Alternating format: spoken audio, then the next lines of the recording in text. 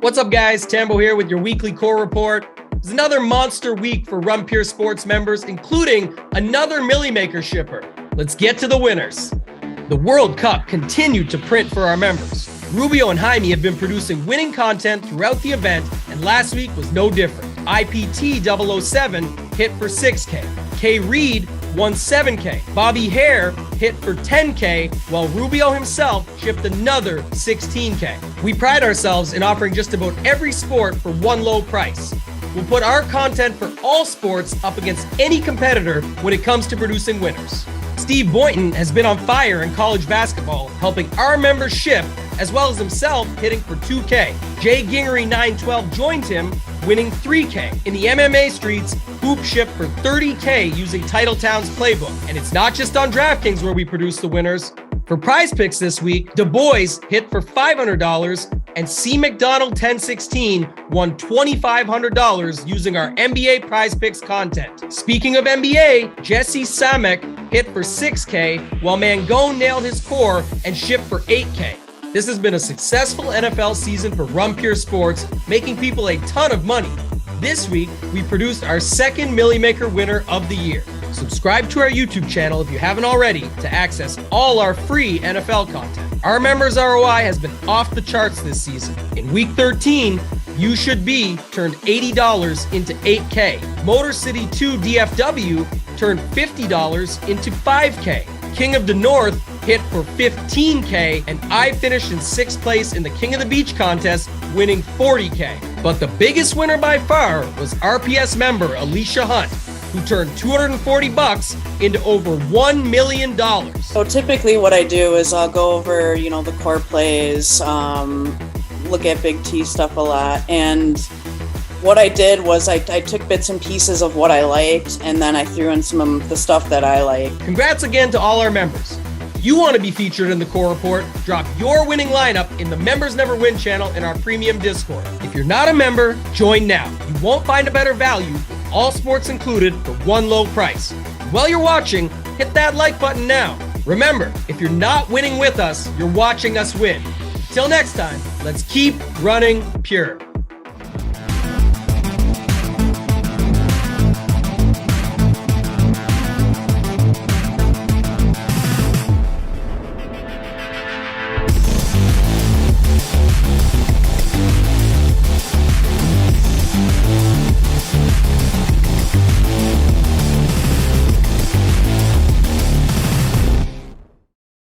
What's up, everyone? Tyler Tamboline here, aka Toe Tag and Tambo. We're back, baby. Back from the beach, NBA Hardwood show, back with my boys. Excited to be back for you guys. Huge NBA slate tonight on this Wednesday. Got my guy Title, got Locks, and Title, I'm gonna bring you in first, man. How you doing on this Wednesday evening? We got a lot to talk about here. Yeah, monster 11-game slate. Doing great as always, Tambo. Hope you're doing well. Hope everyone chat's having a great day as well. Probably not as good as you though, Tambo. Coming from the beach, coming from a nice 6th place finish.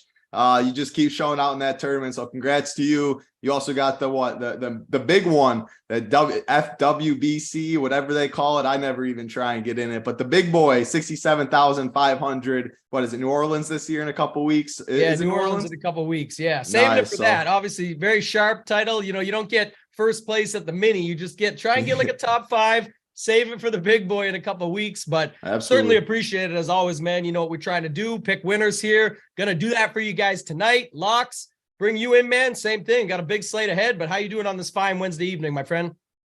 Yeah, doing well. Nice to have you back, man. Congrats on the good finish as well. Always good to see, and I'll see you down in New Orleans here in a couple of weeks.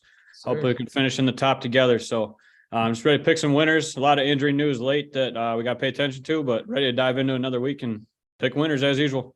Yeah, it's going to be awesome. I like this slate quite a bit. I actually spent some extra time on it today, coming in, getting back into the swing with NBA grind. I got some entries over on the FanDuel and that jumbo, playing some on DraftKings as well. So I'm excited for the night ahead. Thank you guys so much on the way in. Appreciate you guys hitting that like. We got to 100 before we started. Apologize, running just a little bit behind, trying to make everything work for everybody this week on the free shows. Then, of course, our premium shows for our members as well. If you want to be a member, now is the time to join. All sports, one price. Head on over to runpuresports.com. Get in now. Lots going on. NBA still going like we're talking about. Have the core plays playbook, all the extras on top of the free shows. And then, of course, the Up to Lock show tonight. JSU and the boys will be on there going through, bringing you up, because we got some big news. Not sure how quick we'll get it, but we'll get to everything here as we go game by game. Title, I'll bring you in, man. Just give us your grand scheme overview, like we always talk about for this slate, how you see things shaking out. There's a couple big value spots, and then there's a potential for your boy later and some other Pacers, but Tyrese Haliburton, as we like to call him on here, that, we'll see what he does tonight if he's going to play. But what are your thoughts?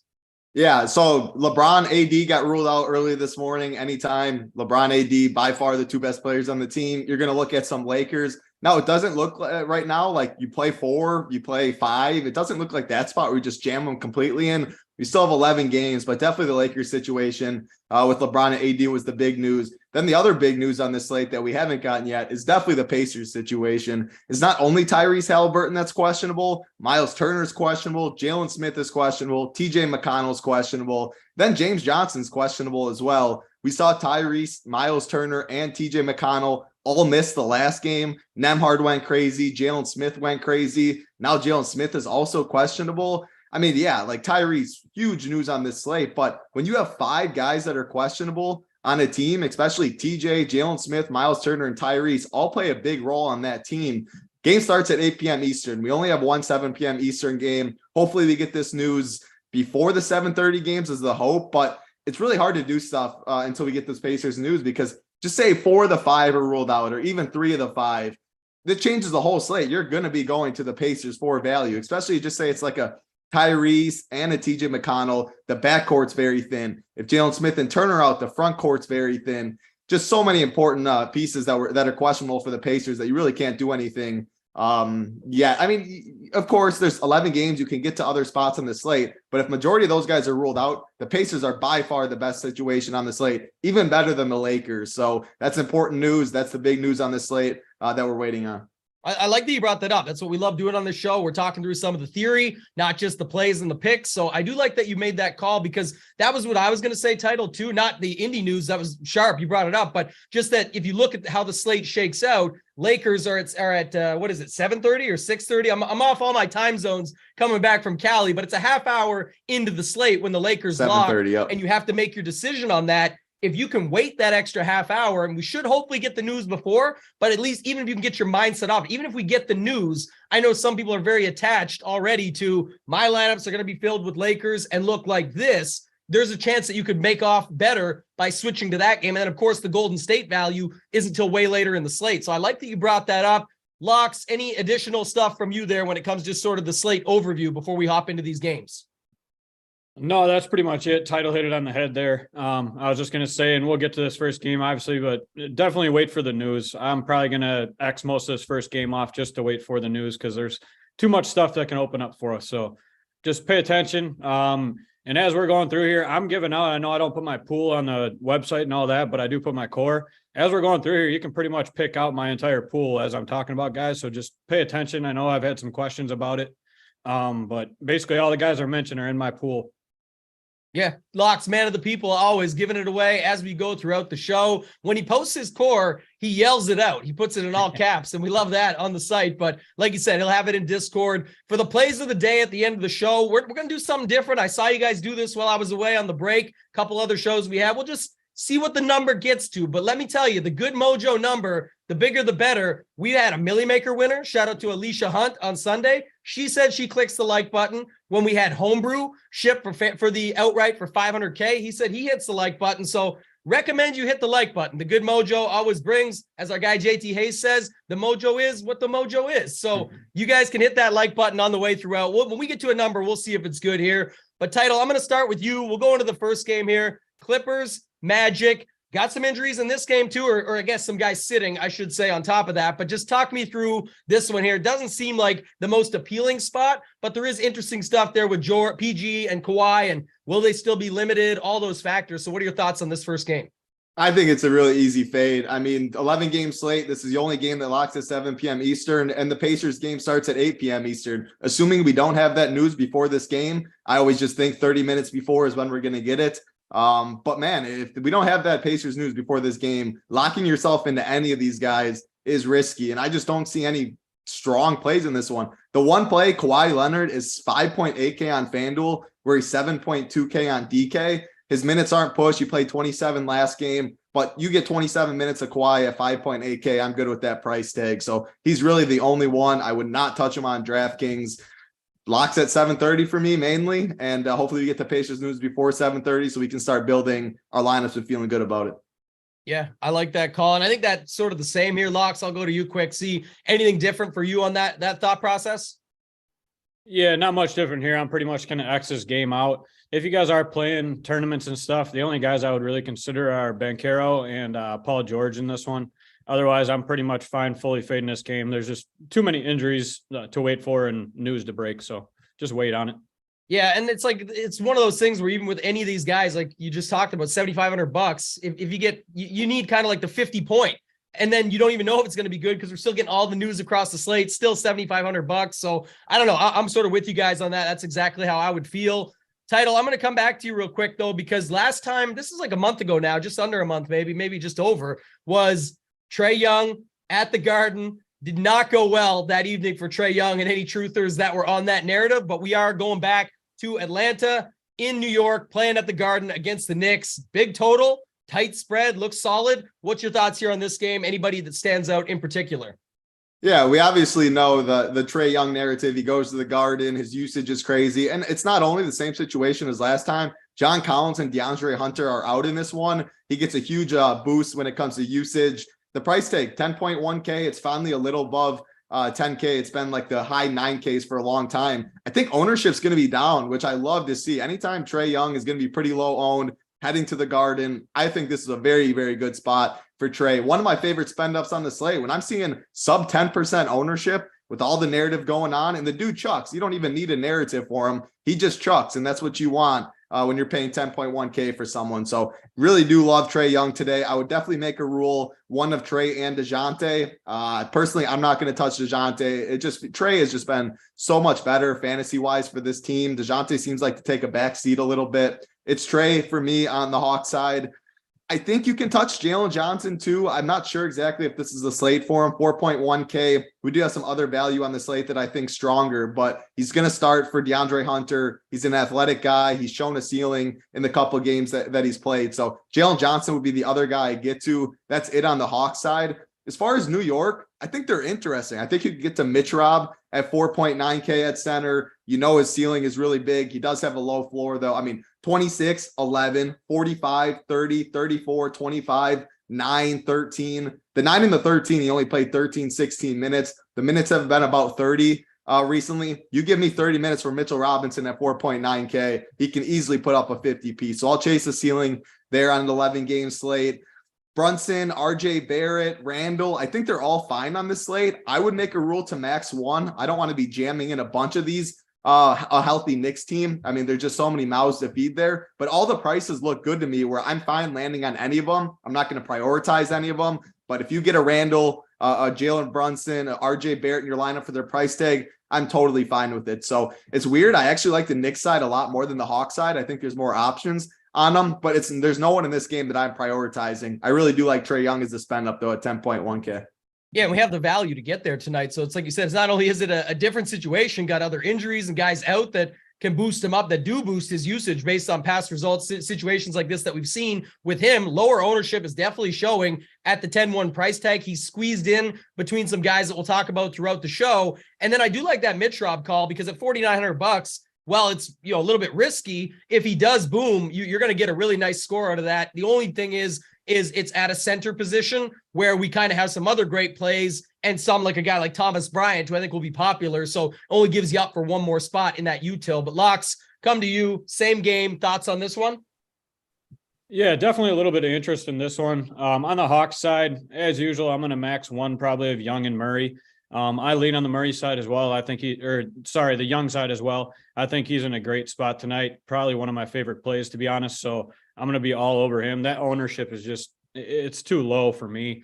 And I think he crushes here. Everybody's going to be scared because he sucked last time in this whole narrative, but I think he comes out chucking tonight. He's going to make some shots. Definitely my favorite play. And then Jalen Johnson, 4-1. If he continues to start, I like him as well. We've seen him produce for us the last couple games. I think it continues. We'll probably see around 30 minutes again. So definitely some interest there. On the other side of the ball, just the three big guys, Brunson, Barrett, Randall. I like the max one call there as well. And then I was going to mention Mitch Rob too, but title beat me to it. So I definitely like that price tag at 4.9 for a center he's going to have to play in there with Capella. So I like that call tonight as well. Yeah. I'll stay with you, Locks, because we're going to the next game, which is the Lakers at the Raptors. And again, this one we're going to spend a little bit more time on, I'm sure. So a lot going on, right? Obviously, AD, LeBron both out. Beverly's doubtful. And then on the other side, it's a little bit more open, but it's the guys we like. It's the guys that get all the minutes, the shorter rotation, all those factors that we're used to. So I think this is a really good game. Raptors are favored huge, but you never know how that's going to shake out exactly. We talked already earlier at the top of the show about if you wanted to bypass this and hope for some stuff with Indy. Again, we may get the news while we're here. We'll wait and see. But let's talk about this game in the situation we are right now with the stuff we know with the Lakers. So what are you doing with this one? Yeah, just to start here, I mean, Thomas Bryant just seems like he's in an absolute smash spot. I mean, I wouldn't mind locking the guy in. It's just he's in such a good spot without AD, without LeBron. Without LeBron, it helps him even more, I think. So I think he's just in a smash spot. Definitely a favorite play. Everybody's going to play him, though. So I don't mind getting different if you have to. I think the other guy it helps is Schroeder. I think his offense kind of brings him into this one a little bit on this side. And then Russell Westbrook, obviously, we see triple-double upside, obviously, with those two big guys out. So I'd say in a nutshell, on that side of the ball, it's probably Bryant, Schroeder, Westbrook for me. Then you can sprinkle into guys like Walker and Troy Brown. I'm going to probably be lower on the field than Troy Brown than the field is. I don't see it. I don't see the upside there. Yeah, he's 3-2. He's a starter, so I don't care. You can go there, but I'm going to be lower. Probably I just don't like him compared to those other guys. On the other side of the ball, you can play any of these starters other than Koloko, I think. Siakam looks like he's in an absolute smash spot. But the only thing you got to worry about is does this Raptors team kind of blow out the Lakers? You could easily see this happening. Maybe they only get really 3/4 a run from the guys, but I think Siakam can easily get there even in 3/4. So he's probably my favorite play on that side. And then just a tournament play is Boucher. You can throw him in there at 4.7 as well. I don't mind him playing against this Lakers team without AD in there. So that's my interest there. But I'd say my favorite play in Toronto is probably Siakam for sure. Yeah, Boucher, power forward position too. So that's kind of interesting there. Again, if you see it, title, I'll come to you real quick on it because we're going to get thoughts from both sides. But Pascal Siakam seems to be the most popular, like where people are wanting to start, or they're just naturally saying, okay, I've noticed I've got 2 or 3 of these Lakers in my lineup for likely good reason. Why not throw Siakam in on the other side? I kind of feel like you should almost overstack it and just hope it's not a blowout, or hope that's what causes the blowout and leaves it behind, or try and look for at least some ways to move around the pieces here. But some of them seem cut and dry. I'll get your take on the game as well. But the other thing I was going to ask you, Tyler, while I bring it over to you, is Russell Wilson, horrible, by the way. I was wondering where you're going with that. With Russell Wilson and Broncos country. Another L, by the way, to my Ravens on Sunday. So that was great to watch amongst the king of the beach, and had a Broncos fan right in front of me. Awesome ending. So they won't be riding anywhere but off into the sunset. But I will say this, Russell Westbrook, same price as Jordan Poole. Of course, you could play both very easily, both 6,500 each. But just any thoughts on that? Because Poole looks to be much better. But, if you were only picking one, not that you have to, is there any thoughts that you'd have there as well? Yeah, I'd probably go with Jordan Poole if I was only picking one. I'm not going to say I don't try and predict blowouts. I am worried about it. It's a 11.5 point spread, 12.5 point spread.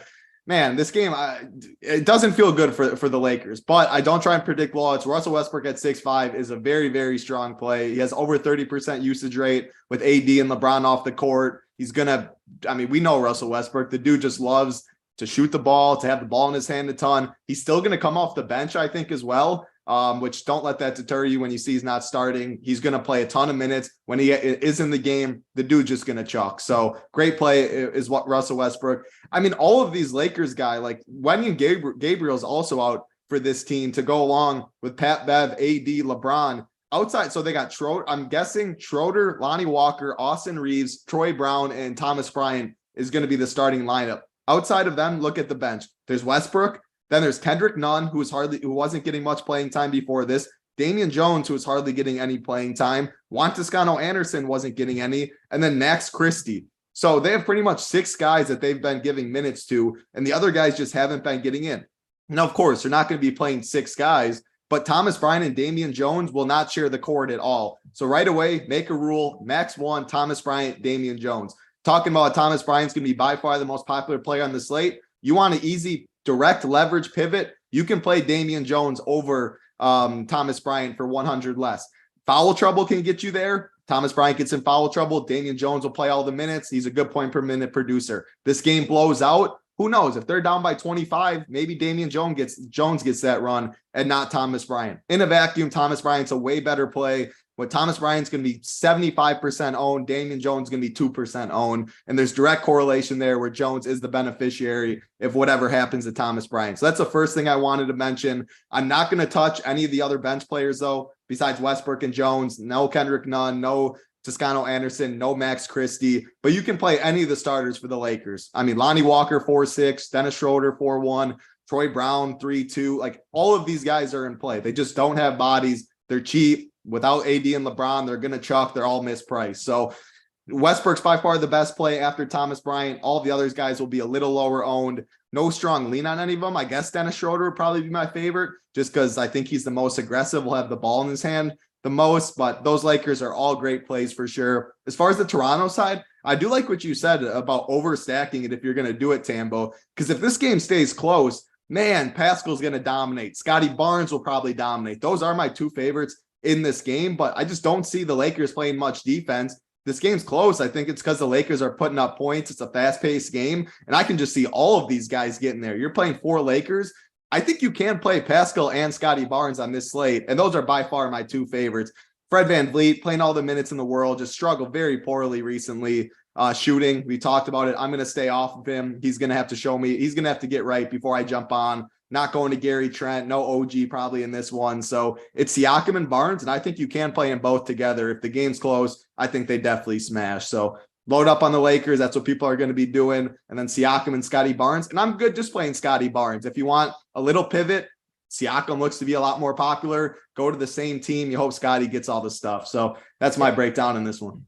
I like that call quite a bit. That's what I was noticing too, because you had VanVleet is 7,100, OG 72, Barnes 73, Siakam, the big price difference at 98, but you could change that up a little, play someone else up at the high price. We talked earlier about a guy, different position, but if you wanted to use that money on someone else like a Trae Young and fit those guys in instead in that spot, you could do that and use your money and move it around that way. One more quick question, Locks. Just the chat wants to talk a lot about Austin Reeves, him getting there when one of AD and LeBron are out. Now, of course, we have both out. Do you have any extra thoughts on Austin Reeves there down at the 3,900 price tag?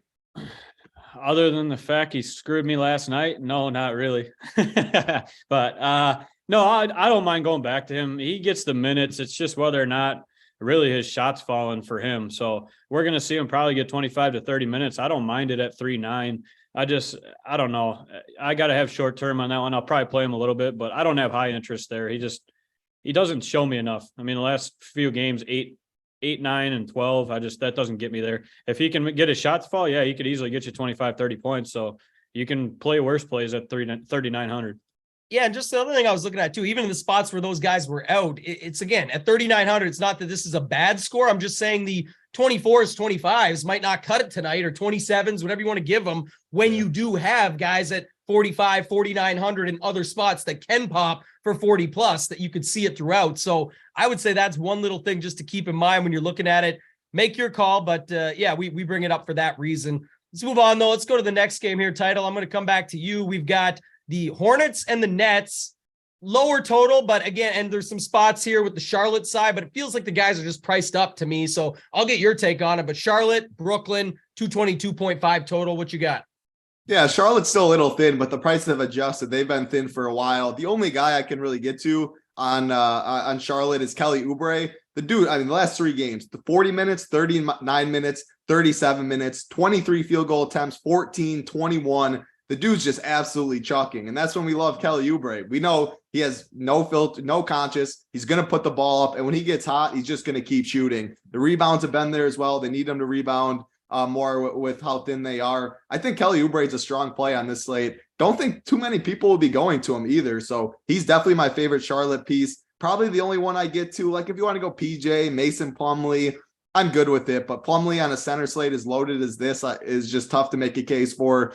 PJ at 5'8", we're talking 11 game slate. I think there's other better options in his range. So just Kelly Oubre or bust for me on Charlotte. The Brooklyn side is interesting. They're still without Ben Simmons. Kyrie is still 8.5K. Man, he shot the ball poorly since coming back. He hasn't put up any big scores. He's 8.5K though, with like a 27% usage rate against Charlotte, who does not play much defense. I think there's better options in the upper tier, but if I land on 8.5, I'm totally fine playing Kyrie Irving as a last piece. Not going to get to KD at 10.7. And then Nick Claxton, 6.2K. Big men always, we love picking on Charlotte with big men. He's played high 30s minutes a lot recently. Man, I think a double-double is definitely in the realm of possibilities for Claxton at 6'2". Again, the center position is very strong, but that'll keep guys not named Thomas Bryant lower owned at that center position. I guess I'll mention one more guy on Charlotte, Terry Rozier at 8K, just because he's the same thing. He's like Oubre. The dude is absolutely going to chuck high 20s% usage rate. You just got to get that shot to fall, and he can put up a big one. So Oubre and Terry on Charlotte's side, Claxton and Kyrie on the Brooklyn side.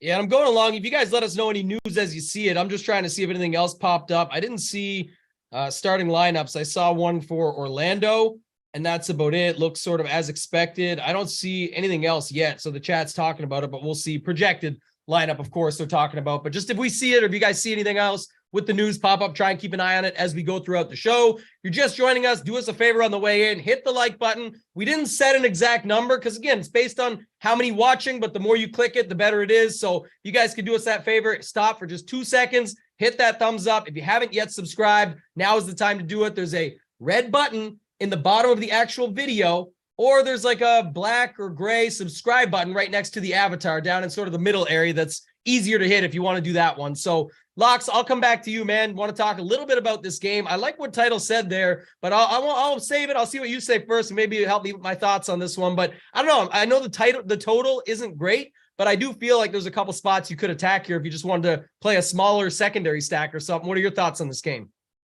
Yeah, I actually kind of like this game. As far as some pieces, I just think these guys are going to be low owned, and there's like 3 guys that can just blow this slate apart. I mean, Terry Rozier, we've seen him just chuck. If the guy gets hot, 22, 21, 21 field goal attempts his last 3 games. If he ends up actually making any of them, he's shot 3 for 8, 1 for 7, 2 for 5 from 3 the last 3 games. So if he gets hot, that's a guy at 8K. He can just blow the slate wide open for you at super low ownership as well. So I don't like Oubre as much. I'd say Rozier is probably my favorite on that side of the ball, to be honest with you. I don't like anybody else. I like Rozier and Oubre on that side of the ball. Brooklyn, one of my favorite plays is going to be KD in tournaments. I just think it's the same thing. We're going to have super low ownership on a guy that can just bust it open for us. He could easily get a triple-double against Charlotte. They're freaking terrible at defense. I love Kevin Durant tonight. And then Nick Claxton is probably my other favorite play at 6'2". I think he's got a double-double coming for sure. He's had the minutes the last couple games. I think he stays in that 35-minute range. Easily double-double upside there. So I love Durant and Claxton. I'll sprinkle in a little Irving because at 8.5, he can bust a slate wide open too. And then on the other side of the ball, Rozier and Oubre. Those are 5 guys, pretty much it for me. And that's what I was going to say. So you did sort of get me to my thoughts there. If you got Claxton in this spot, and then what Title said, Irving is 8,500. He's been putting up 40 or so the last 3 games on average, and he's been shooting horribly. Like, he's the guy tonight that I like your Durant call you just had, Locks, too. He's expensive, though, to me, where you have these other guys that we haven't got to them all. But if you want to get through it, we talked already about Trae Young. We talked about Siakam. We're going to talk about John Morant, or at least I am later. Spoiler alert. And, other guys. So, I could do that. But that point you brought up, Title, on Irving is at least somewhat interesting. Yeah, it's tough to see the full ceiling out of him. But if the shot starts dropping, could definitely see that there. I like the Oubre call. Just based on price. I love Rozier. He's always good, but at 8K plus chucking, again, it always depends on the shot. I feel like I'd feel a little bit safer with Irving there. Anything else, Title, on this one? If not, we can move on to the Wizards and the Bulls. Yeah, we can move on. If Kyrie at 8.5, he plays upper 30s minutes. If that shot falls, there's no doubting the ceiling. Looking at the game log's tough. Yeah. Still Kyrie Irving we're talking about, shooting 20 plus times. So that's all I got to say. Yeah, all good. We can move on. Washington against the Bulls, Wizards versus the Bulls. What are your thoughts here on this one? Yeah, so going to the Wizards side, so with the Lakers news, with everyone waiting on the Pacers, I think this Washington situation is getting a little overlooked. They're without Beal, their best player, Rui, and DeLon Wright. So if you look at how many bodies they got, they have 10 bodies. And now you look at the bottom or the back end of the bench, Taj Gibson hardly plays. And then you got Anthony Gill, who doesn't see many minutes either. So let's say 8 guys. Now, yes, I think Gill gets in a little bit. I think Taj probably rotates a little bit, but those two might combine for 20 minutes. So if you have 8 guys on this Wizards team, man, without Bradley Beal and Rui, like someone's going to have to do something for the Wizards. You look at their prices. I mean, Porzingis is 9.2. So yeah, that price is Porzingis and Kuzma are priced where they should be. 9.2 for Porzingis, 8.1 for Kuzma. I still think they could be a little underpriced though for their role. And I don't think the ownership is really going to be there too much. They have massive ceilings. I would probably max one of Kuzma and Porzingis just because of their price, but I think they're both very elite spend ups. And I think you can go to Washington for value too. Denny Avdia, 4.8K, Will Barton, 3.7K, Monty Morris, 5.1K. I mean, I'm looking at this team, how they pretty much have 8 bodies, and those other 2 guys are in the front court. So it's Porzingis, it's Kuzma and that. And I mean, Porzingis and Kuzma are going to play as many minutes as they can. So the Avdia, the Bartons, the Monte Morris, they're going to play way more minutes than they usually do with how thin they are. I think this Washington team is a very interesting spot. And I think ownership is going to be lower than it should just because of the nature of this slate. Chicago, I don't like the side nearly as much. I would max 1 Vooch, DeRozan, Levine. I'd keep them all in my player pool just because the prices are right. They're fair. But man, you're playing Russian roulette with these guys at the end of the day. That's why an 11-game slate, if I'm only playing 1 or 2 lineups, I probably don't get to any of these Bulls because you're guessing and you're hoping you get the right one. And if you don't, you very well could have a snowflake in your lineup with no chance to ship. So Washington side, though, I do like this side a lot. Yeah, it's good calls. Again, I don't think many are going there, like you said, with all the other stuff that we've got for value. So definitely love that call. Locks, I'll go to you, get your thoughts on the same spot. For me, Zinger looks good, but it's 9,200. Again, he's shown he can do it, so that's fine. It's probably a fair price, but it's still at least a little bit up there. And then the only guy I was seeing from the Bulls side was Levine, a little bit cheaper than some. But again, that's sort of that balanced build. If you're looking for a guy that can pop for that ceiling, it's just will he. So give me your thoughts on this game, and then anything that you thought on what titles thoughts were with some of those Washington values as well. Yeah, definitely a good call. Some sneaky value here on the Wizards side, but also the spend ups, like he was saying. I mean, I think it's just an absolute smash spot for Kuzma and Porzingis. Just the minutes and usage they're going to see is just crazy without Beal on the floor. So those are probably my 2 favorite calls. The one guy he didn't mention is actually Jordan Goodwin off the bench at 4,500. I'd rather play him than Monte Morris any day of the week. I don't know. I don't like Monte Morris. I don't think he's going to get there for us. So in my opinion, I'm going to X Morris out. I'd rather play Goodwin on that side.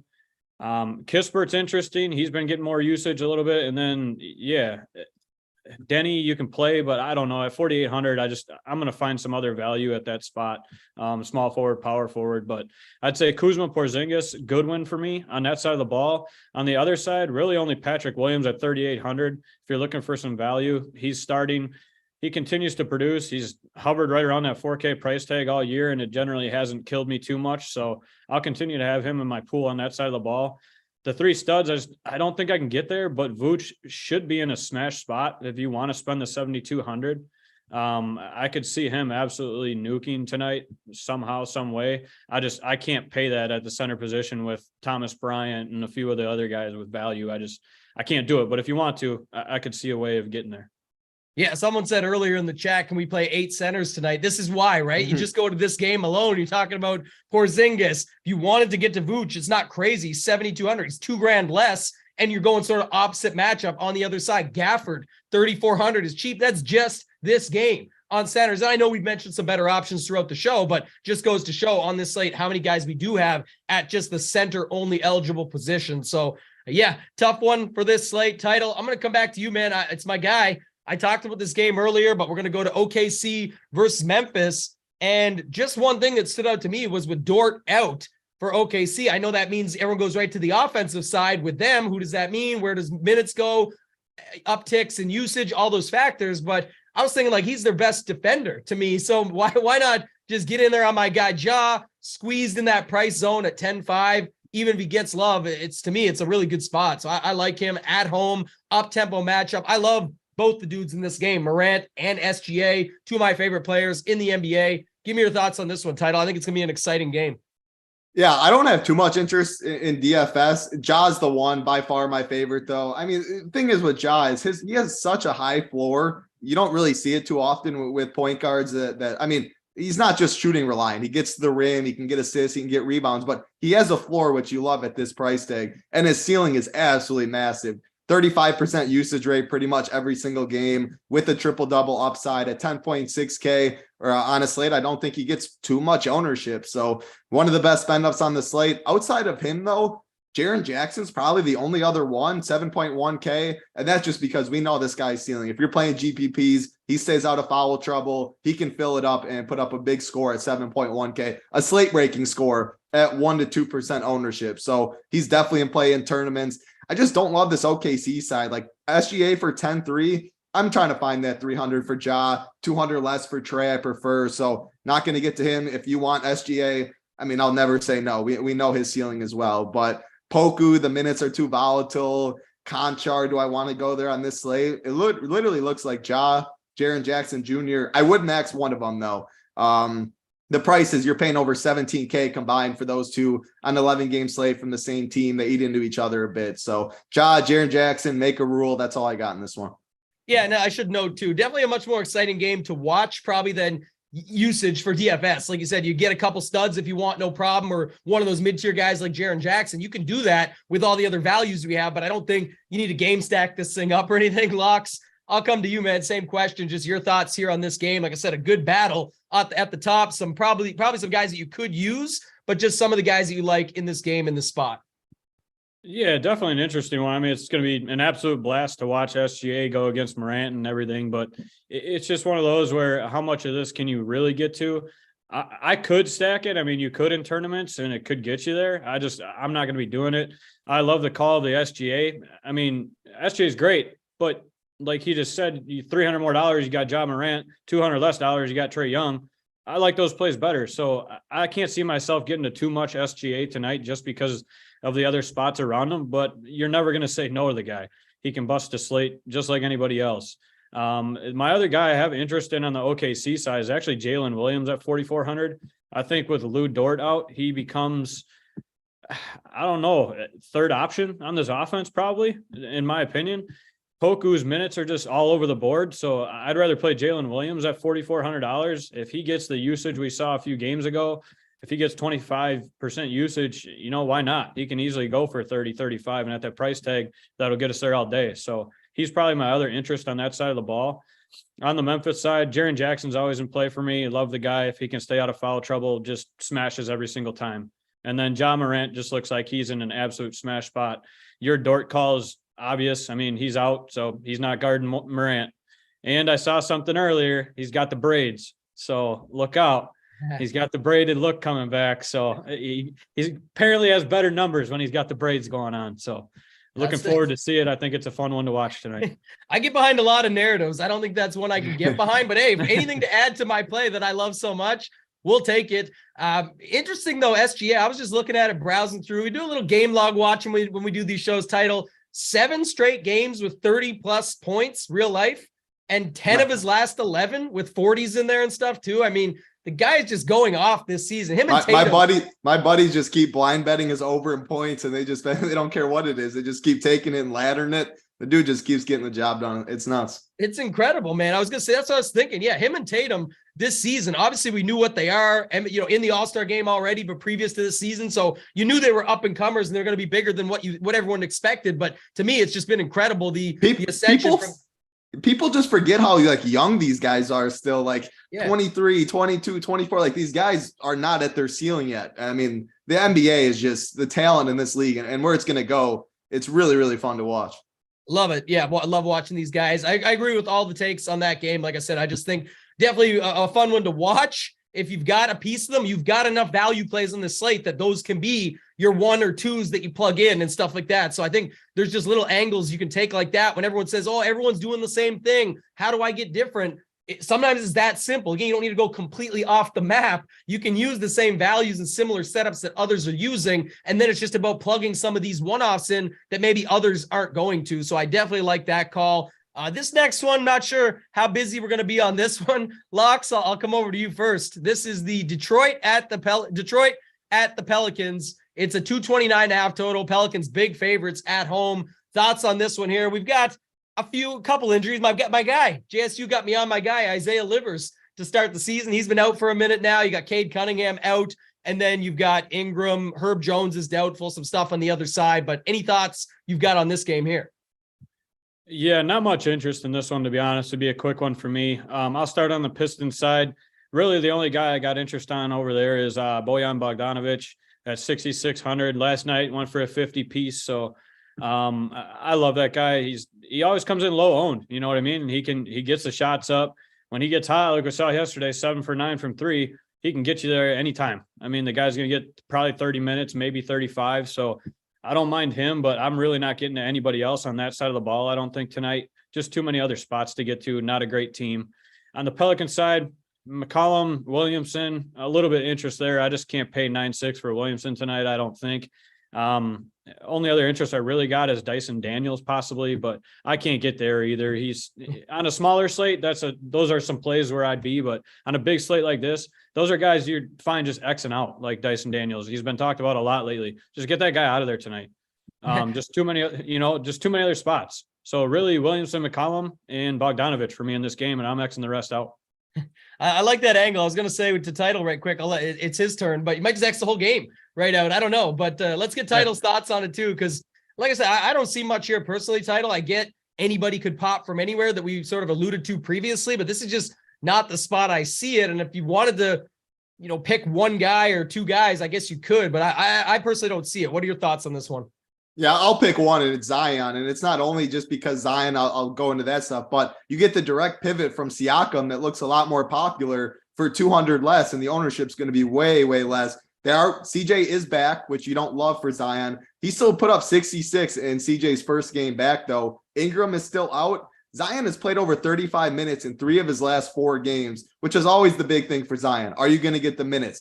If you get 35 plus minutes for Zion, I mean, the dude, all of his shots come from in the paint. He's like dunking everything. The floor is so high. He rebounds the ball really well. The assists have been there. The usage is about 30, which Zion hasn't had this high of a usage pretty much his whole career, just because he's been playing with other studs. Without Ingram, it definitely is a big bump for him. I really think Zion is in a great spot today.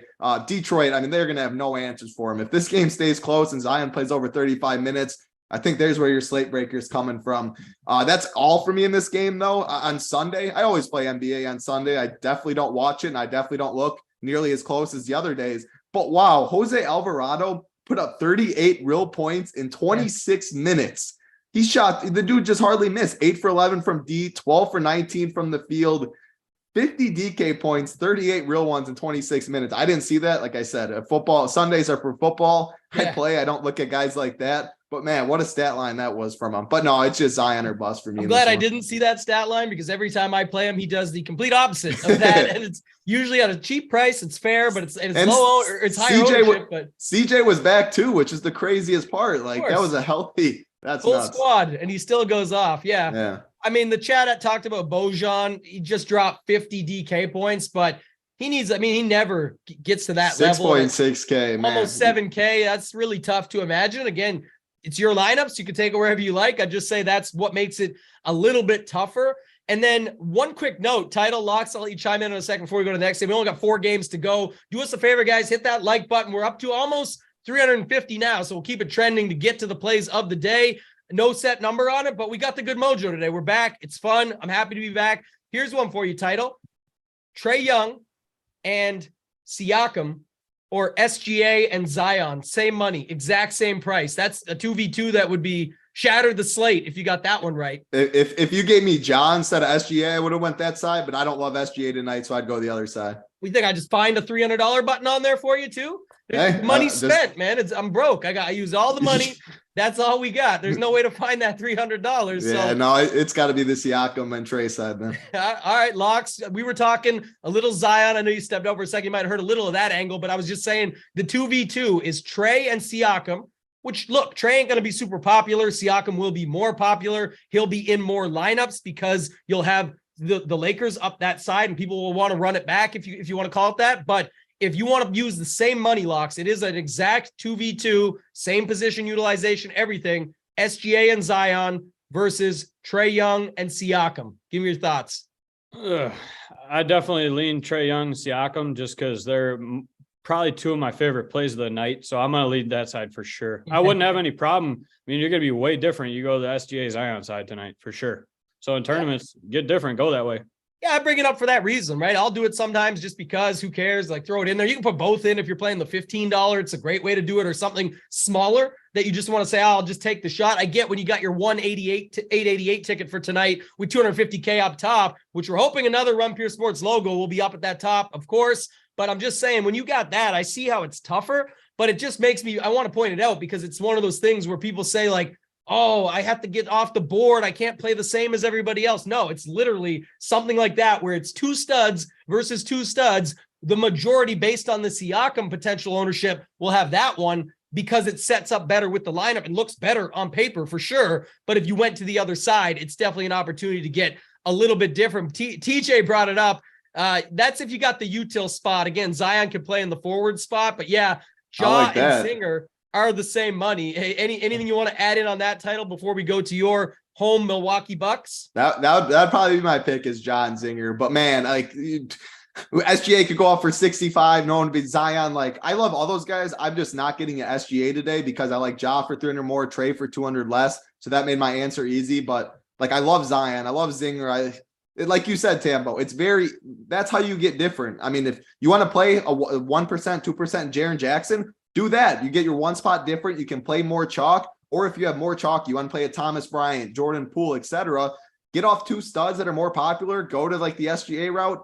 I mean, it's SGA could outscore Ja today. Like, of course, he does it all the time. So that's the easy way. And that's why you don't follow NBA nearly as much as like us and stuff. But it's game theory. It's players on a screen. It's ownership. It's the same thing. The same game we're playing in all the sports. That is how you win GPPs right there. Little pivots like that are still good plays. You're not just going way off the board. This game's going to blow out. I'm playing this backup. If it doesn't blow out, then I'm screwed. Don't do that. Great point, though, that you brought up. That's what I was trying to say. Like, we have great value plays on the slate. Again, you'll pick the people watching will pick what they believe to be the best values for their lineups. We'll have all the stuff up on the site for members. Of course, they'll break it down on the Up to Lock show, on the whys, the rotations, how they see it shake out, even beyond what we're talking about here. But that's my point, Title. Someone's looking for I can't play that value because he's too popular. Well, he's popular for a reason. They go look for some diamond in the rough value when instead, usually on another slate, a couple times this season, I've seen where it's like Giannis and someone like a Kuzma, and someone just pivots it to a Morant and Jason Tatum for the mid-tier 10Ks versus the 12K, 8K, or whatever it might be. And all of a sudden you've got the winning lineup based on that. And it's not really what people always think it is. So I think that's just a key to take away. These are all good plays, but some of them will be much different than others, even within similar roster construction. So I digress. I think it's a good thing to talk about. People like that about this show, that it's not just the picks or why the picks. It's also how we can break it down to try and get to these things. But let's talk about this next game, man. I mentioned Giannis. I mentioned the Milwaukee Bucks, a team that's close and near and dear to your heart. Title. We got the Sacramento Kings, Milwaukee Bucks, 235.5 total. Could be a good one, man. What are your thoughts, your initial thoughts here on this game? Yeah, I don't love it too much for DFS. Giannis at 12.4, just really expensive. Of course, if you have the money for Giannis, you love your build and Giannis is in there, play him. But when we're talking Ja for 10.6, Trey for that, Zinger, Zion, I'm going to save the money. I'm going to go to that low 10K range, high 9K range. I think you have tons of upside. Just as much upside as Giannis? I don't know, maybe. But like on this slate, it is definitely going to those high 9K, low 10K guys. I just don't see myself getting to Giannis on this slate. The only guy I actually would touch in this game is Drew at 7.7K. It's 7.7K for Drew with triple-double upside. Last game, he only shot the ball 12 times, 24% usage rate. He still put up 45 DK points, which just shows, yes, Middleton's back. Yes, they are healthier. So Drew's no core play by any means, but he falls into the same boat as Kyrie for me. If I land on 8.5K for Kyrie, I'm good with it. If if I land at 7.7K and Drew fits in my lineup, I'm absolutely good with it. So it's really Drew or nothing for me in this one. Yeah, I like that call. It's kind of what we talked about earlier with the Memphis OKC game. Looks awesome on paper. Got everybody in there sort of thing. We'll have a nice little back and forth. We should. And that can work out in DFS. But like I said, usually it's going to be with one or two pieces. Definitely a spot. If you wanted to go there and find it, you could. Locks, before I come to you, just some quick news. So Pat Bev officially out. He was doubtful anyway, so I don't think it changes a bunch, but just a heads up. Go ahead, Locks, on this game. Yeah, not much interest here. I know it's a high total, but just one that I'm probably not going to have a whole lot of exposure to. There'll be some pieces I'll have in my pool.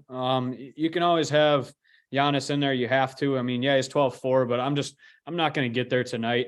If you want to, you're going to have super low ownership. The guy can easily just absolutely crush, but I won't be going there tonight. Love the Drew call, 7-7. I mean, the guy's he's continuing to crush lately. I mean, he sat out a couple games ago, but 45, 53, and another 45 piece. So absolutely love that at that price tag. Why not? And he's not going to be high owned either. So I love the call of Drew Holiday, probably my favorite play on the Bucks as well. On the other side of the ball, not much interest. Pretty much Xing this whole team out, to be honest with you tonight. Just too high of price tags for me for Fox and Sabonis.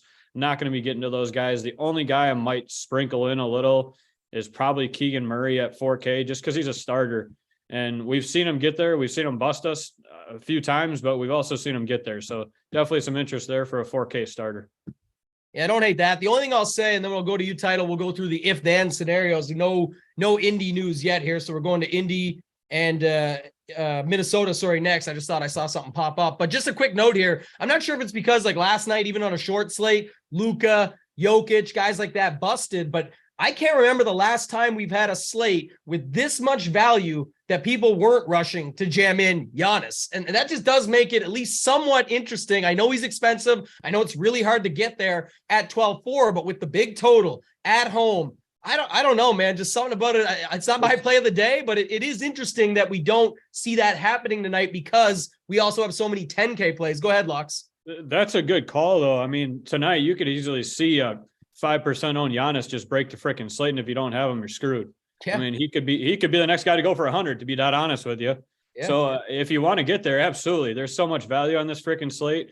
If you spend 12-4 on him, I'm totally fine with it. There's plenty of other spots you can get to and plenty of salary left to build a great team off of that for sure. Yeah, almost an opposite effect of what I was saying earlier. When people go to the cheapest range to look for a diamond in the rough, now this is what my guy JSU loves when I always say this, but pay up for probability. When you're paying all the way up to the top of that ladder at 12-4 and getting really low ownership, when we actually have good value to make it fit and work, I mean, that is something I might be interested in. So not my play of the day, but definitely someone that I like on this slate as just an interesting way to be a bit different. And your roster construction should be different because, as I just gave out earlier, what did we do? 3 2v2s where we broke out that price range. Even our guy came in, TJ, with the util version of it. And that's okay. There was ways to make it work, I'm sure. But the point being, all those involved like that 9 to 11K range versus this will involve 12-4 and dropping down. But Title, we've given guys at 7K range that you just talked about. Drew, he's in the same game, mind you, but we talked about other guys earlier in that 7K range that would be Jaren Jackson.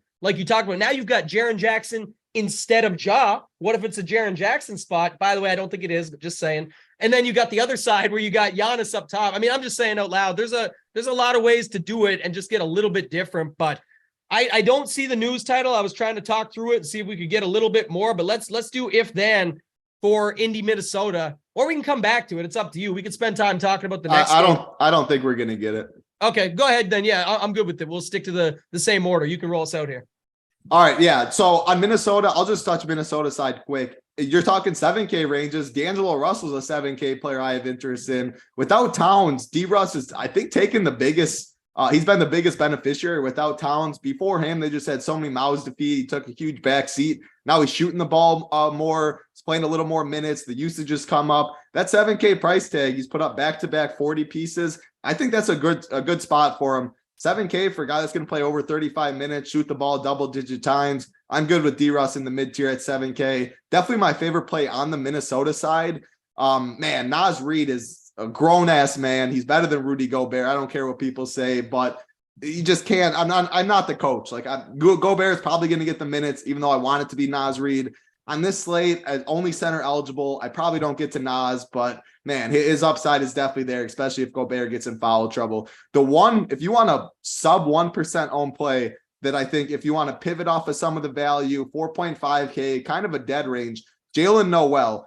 The minutes have come up a little bit, 23, 31, 25, 24, but the guy just comes off the bench and chucks 13, 19, 13, 11 field goal attempts, 29, 29, 25, 21 usage rate, 28, 38, 34, 28 DK points. Guy's going to come in. He's going to chuck the ball. He's going to play about 25 minutes at 1% ownership. So I think you can do worse than Jalen Noel, especially if you're playing all chalk. You land on 4.5K, you get a little difference, differentiate that way. I think Jalen Noel is fine. So just D-Russ and Noel on the Minnesota side. As far as Indy, yeah, like Tyrese, Turner, Jalen Smith, McConnell, all these guys questionable. So I think the easiest way will be do it. Let's talk about the backcourt and let's talk about the front court. So the backcourt with Tyrese questionable, with TJ McConnell questionable, and that's it. They're still without Chris Duarte as well. If Tyrese misses and McConnell misses, then yeah, you go right back to Nembhard, Buddy Hield, Alt Benedict, Nesmith. All four of those guys would be good plays. I'd want the starter. Last time they started Nesmith, they started Nembhard, Benedict came off the bench. But if Tyrese is out, everyone gets a bump on the team. McConnell, so let's say Tyrese is in, or Tyrese is out, TJ McConnell's in. No, TJ McConnell is supposed to be the most chalky guy on the slate just 2 nights ago when this was the case. Then he got ruled out, which changed everything. If Tyrese is out and McConnell starts at point guard, TJ McConnell's a great play. Benedict would be a little less play. Nembhard would still be a great play. He'd start at the 2. Buddy would still be a great play. So if Tyrese is out, all of these guys get a bump. Now let's go to the front court, though, with Miles Turner and Jalen Smith. I mean, if both of them are in, that's the starting 4 and the starting 5. So that's 2 starters we're talking about. If one of those 2 are out or both of them are out, Isaiah Jackson would definitely be the biggest beneficiary. He'd probably slide in the starting lineup. I'd absolutely love him. O'Shea Brissett, this guy I've been talking about. I mean, he was last year when they were tanking or 2 years ago, whenever it was. Anytime this guy gets minutes, he crushes. He's a player I absolutely love to roster. He's very active. It's not just shooting. He'll rebound the ball. He can get you some stocks. If 3 of these 5 are out, 4 of these 5 are out, somehow he starts, even if they're just really thin. I'm going back to O'Shea at 3.5K. Played what, 20 or 31 minutes last game, put up 32 DK points. So he'd be a great play. I mean, there's just so much injury news. It's really hard to do anything. Tyrese, Turner, Smith, all questionable. McConnell questionable. Duarte out. Buddy would be a great play if Tyrese is out. Like if Miles Turner plays and Tyrese is out, Miles Turner gets a bump because more shots go that way.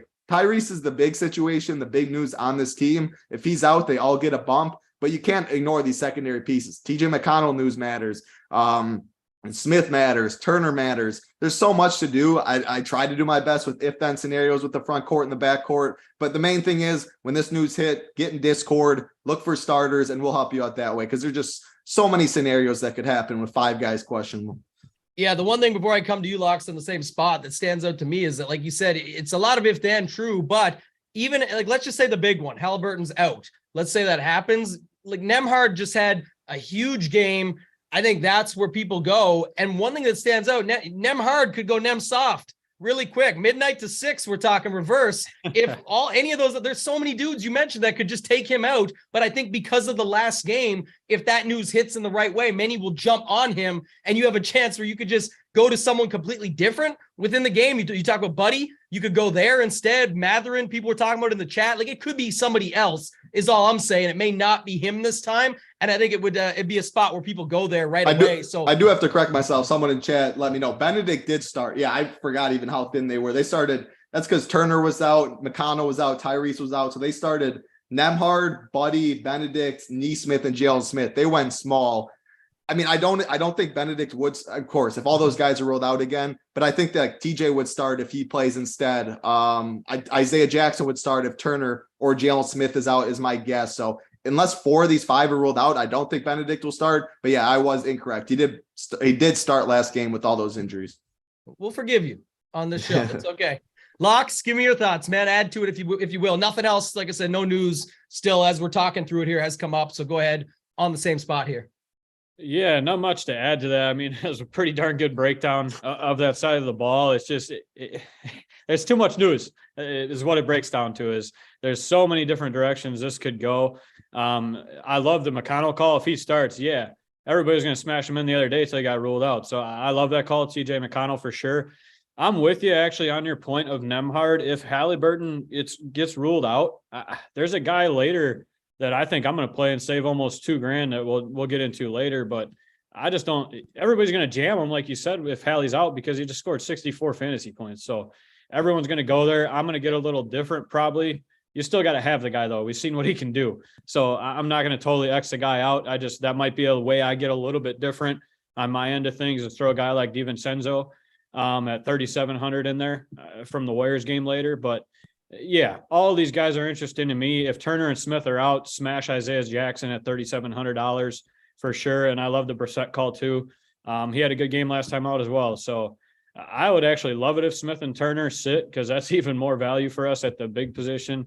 I mean, yeah, we can get a lot of studs tonight if you want to, stars and scrubs, but you just got to pick your poison on which way you want to go. On the other side of the ball, I'll eat crow on D'Angelo Russell. I've said I don't like the guy all year. And since Towns went out, the guy's been a stud. So I can see getting there tonight. I love the call at 7K on him. Probably not super high ownership, but he continues to get the usage and stuff. So probably on that side of the ball, it's Russell, Edwards, and then Naz Reid for me. Not much interest anywhere else other than the Jalen Noel call. I have played him a few times in that 4,500. Dude just chucks. So why can't you? He's 28, 38, 34 last 3 games. I'll definitely be jamming some of him in there. But as far as this game goes, yeah, I could fully stack this game and be happy with it. Okay. Yeah, that's good to know. Again, we'll wait on the news as we go throughout, but just keep it rolling here just so we know. I think I just got some news. I was just waiting to see. No, nothing yet. Guys, we'll shoot. We got 2 games left. Let's try and get to 450 plus likes, and then we'll do the plays of the day. So, Locks, I'm actually going to stay with you. You said when we get to the Warriors later, let's get to the Warriors now. We got the Warriors against the Jazz. We got a lot of injury news here. Guys sitting, I should say, is more what we're seeing here. But Warriors versus the Jazz, and a lot of options. So what's your thoughts in this game? You dropped the name earlier. Who are some of the other guys that you like? Yeah, this is definitely, it's interesting. All this news came out early, so it kind of helps us a little. I think Kuminga's almost in the same spot as Thomas Bryant, and just a smash spot. I mean, I almost want to lock Kuminga and lock Bryant and just run my lineups. That way I'd be totally content doing that. I just think he's going to smash tonight. I think Looney and Thompson actually receive a little bit less minutes than a normal workload, even though they are both starting. I don't see Clay getting his full allotment of minutes. So I think DiVincenzo comes in, and he's interesting to me at $3,700. I mean, if he gets the usage and gets the minutes in the mid to high 20s, I'm all in on that. I'll save the $2,000 off of Nembhard in the ownership. So definitely some interest there. I'd say that's probably my favorite play. Obviously, Poole's going to freaking smash. He always does in this spot. So you can jam him in as well. But again, ownership, it's good chalk. So I'm okay eating it. I will absolutely eat the $6,500 Jordan Poole chalk all day. And then I think actually Thompson's going to come in with a little bit less ownership. If you want to play the guy and he gets his full amount of minutes, he can easily get to 45, 50 fantasy points for you as well. So I'm fine playing Poole and Thompson together if you want to go that route. I just might go DiVincenzo for less ownership at $3,700 and spend up elsewhere. On the Utah side, my favorite play is probably Laurie. I love him at 8,200. He's in a smash spot. Warriors suck against bigs, so I love Markkanen. I don't really love Olynyk in this spot just because I like Markkanen better. I think he takes usage away. So really on the Jazz side, Markkanen for me, nobody else. On the other side, Poole or Kuminga in order, Kuminga, Poole, and probably DiVincenzo for me. Yeah, Title, I'll come over to you. We got Conley's questionable too, by the way. So this game, just that thought process as well. Maybe if you, again, we talked earlier with the Lakers and the Raptors, if you are getting all these Golden State guys in there, maybe you could get a Utah guy in just to have some value, especially if it ends up being Conley out, or leave yourself some late swap eligibility, something along those lines. But talk to me about this one, Title. What do you got for this game? Yeah, the Utah side with Conley questionable. He could return. The prices are all about right, but he's been out recently. It's Laurie or bust, I think. If I'm running anyone back, I think it'd be Laurie. But how I talked about an 8.2K player just being like, do I really want to go there on this 11-game slate? I don't know. I think you can play multiple Warriors and not touch any of Utah. As far as the Warriors, yeah, I mean, Steph's out, Draymond's out, Wiggins is out. I expect Kuminga to start for Draymond. We all know Kuminga. I mean, the dude's athletic freak. The dude will rebound the ball. He's aggressive. He's 3.4K. Very, very strong play. Jordan Poole, 6'5", way too cheap. He's going to chalk. There's no questions about that. Clay, 6'3", same thoughts. DiVincenzo, 3'7", is my other favorite. I think those are the only four I would touch. Looney, because he's just center eligible, and like Wiggins, Draymond, Curry, it's not like the offense isn't going to run through Looney. The usage doesn't really go up too much. The minutes are kind of capped. It feels like maybe they run a little smaller ball. I wouldn't be surprised. Like if Lauri's at the 5, maybe they'll go Kuminga to match up with them. I probably won't touch Looney just because he is center eligible. I like other centers. I expect Anthony Lamb to start. People might ask about him. I just don't love the upside on this slate when we have other value with Anthony Lamb. He's more of a cardio guy. Poole, Clay, all these other guys are going to chalk. He does not need a chalk, which is why he's out there. So Kuminga, I'll rank them in order. Kuminga, Poole, Clay, Dante. I think all four of them are very strong plays. And then, I probably won't get to any runbacks on Utah. All right, I'm going to stay with you for the final game. We need about 30 more likes. I'm sure we'll get there by the time we run through all this, and then still got lots to go in the last game as well. But title, Boston Phoenix. Thoughts on this one? Anybody that stands out? Horford ruled out earlier in the day from the Boston side. But again, there's options here and more studs that you could play that are likely a lot lower owned than some of these other ones. But just give me your thoughts on this game before we move on. Great real-life basketball game, but a lot better real-life basketball game than DFS, I think. Two relatively healthy teams. Prices are all right. I saw some people talking Blake Griffin. If you want to chase old man Blake Griffin, his 27 DK points last game, 5 for 6 shooting, go for it. It's not for me, especially at just center eligible. 8 and 7.5. Jaylen Brown 8.7. Booker's all the way up 10K. Like if this game beats me, it beats me. We got to X out some games. I feel good about Xing out this one. Yeah, I feel good about that too. Everything you said there, I guess the only ones like the obvious, like Tatum or Booker, it's hard to say much different. I mean, they're right in that same price vicinity that we talked about for all those other guys. You can always play them. If they did it, it would not surprise me. They would fit in those 2v2s that we were shaking out earlier. But Locks, I'll run to you. Any thoughts here while we try and get these final 20 likes before we get out of here for today? Yeah, maybe I should slow it down so we can get them likes for the people. They'll get there for us. They'll get there for us. They better start smashing it. No, I'm with you guys. I don't have a whole lot of interest in this, but as far as tournaments go, I wasn't going to play 150 tonight, and then I looked at it and it felt good. So I reserved them. We're going all in tonight, playing 150 lineups. So I'll talk about it a little bit because I'll have some of these guys in my pool. Booker, just a smash. He always is. The guy can get hot. We've seen what he can do. He can score you 70 fantasy points in an instant. So I'll always have him in my pool. Ayton is interesting to me. I don't know. Dusty asked Blake Griffin. I think he can just own in the paint. So I don't mind Ayton there. And then on the Celtics side, I always love Brown and Tatum. Brown continues to be 2K less than Tatum. So if I had to predict, I'm going there because Bridges is probably guarding Tatum. So I'll save the money and go to Brown on that side of things.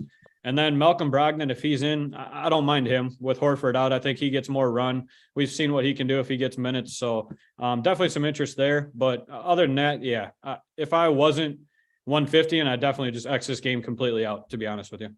Yeah, and I think this game feels more like to me, it's going one way or the other. And I'd still only have like one of these studs that I choose, Brown, Booker, or Tatum. But it feels like it's going to be a really good basketball game, like Title said, which also could be kind of defensive in the sense of it's two good teams that we're going to see down the stretch of this season. A lot that we're going to see play out between them where it could just be very defensive in that way, or it could be the studs all go off together and then it's like you need at least one of them or something. So I wouldn't mind having them if you've got your 150 lineups, of course, especially. Title, last thoughts before the play of the day. One quick question, then I'll get your final thoughts. Here it was, though. Earlier, it was Trae Young and Siakam. What if I told you this is the best one yet, I think? It's actually Scotty Barnes and Giannis with an extra $200 to go around. Now you got your money, but man, that's a place where you're leveraging the Siakam going to Barnes. You brought that up earlier. You get your Giannis over Trae Young at the Garden. And you never know, man. That's a pretty crazy 2v2 with $200 if you need it for something else on the way out. Get a snack bag or something. What's your thoughts on that 2v2? Anything extra you like there? No, that's literally the exact stuff you're talking about. How people are going. Just say one day Giannis is chalk, and that Giannis and Kuzma are chalk, and then you go the Tatum Ja route. Where today it looks the opposite. People are mainly going to the 10K range. You just flip the build a little bit. I love Scotty. I always love Giannis. Yeah. So how I would approach that is just say the rest of your lineup has 3 guys sub 10%. I would go the Trey and who was the other one? Siakam. Yeah. The more popular route. Yeah. Yeah. I would go the more popular route. What feels maybe a little safer. Just eat the chalk a little bit more. I mean, you can play a little more chalk, 2 solid plays that are grading out well because you already have a lot of low owned pieces. Now, just say you're playing the Thomas Bryant, Jordan Poole, Klay Thompson, and your lineup looks a lot chalkier. Definitely go the Giannis and Scotty side. Get 2 guys that should be sub 10% owned and get a little different roster construction that way. So I don't think I can just answer that question, Giannis side or Siakam side. It has to go on the other part of your lineup. And if it's chalk, go a little different with the Giannis route. If it's not chalk and you're already different, then I'd go eat the chalk with Trey. So I think that's a very good 2v2 though. I like that, man. We got to get out of here, but we'll go to final thoughts and then plays of the day. So final thoughts first from you, Title. Wait for the Pacers news. Huge news. 4 of the 5 guys are questionable. 4 of the 5 are supposed to start, or 3 of the 5 or something like that. The game's at 8 p.m. Eastern. We only have one 7 p.m. Eastern game. We didn't have too much interest on this game. I think it's pretty safe to say lock starts at 7:30 for most people. All right, Locks. Final thoughts, and then give us your Goldilocks play of the day. Yeah, final thoughts here, just looking at it. I mean, it looks like even in our cores, most people are kind of fading this early game. So I'd say overall, just fade that early game, wait for all the freaking news. Then we can jam in all the value and get everything locked in. So just wait, be in the Discord. I'll be in there answering questions, all that fun stuff. But throwing out the locks, Goldilocks play of the day today. I'm going to go with the guy, Trae Young, going back to the Garden. I think he's going to torch him tonight. I see a double-double in sights, and I see 65 plus fantasy points. Okay, he's making the call, so we know what his side was on the 2v2 title. I'm coming over to you, man. The SO play of the day. What do you got? Going to Rubio's guy. I think it's one of Rubio's favorite players. If you're a premium member, when he was on the show with JSU and that, Kelly Oubre Jr., the SO play of the day. Shooting guard, small forward eligible. Shot it over 20 times in six of his last 9 games. Usage is way up there. He can rebound the ball. And man, his shot falls and he gets hot. You can see 50 at, I think, sub 10% ownership below 7K. So Kelly Oubre Jr., a lot of upside there. The SO play of the day.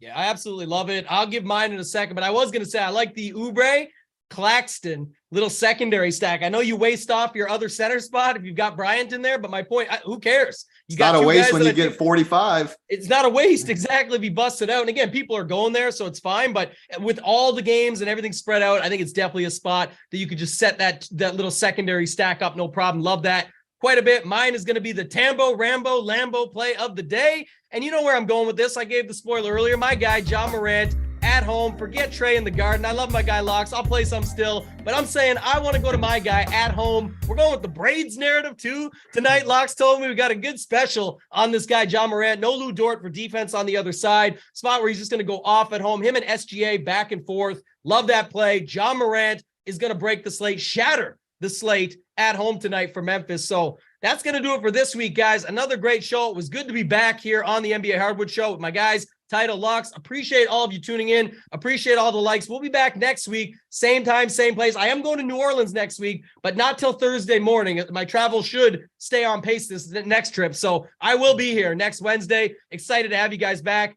For Title, for Locks, for Simon behind the scenes, I'm Toe Tag and Tambo. Simon, get us out of here, man.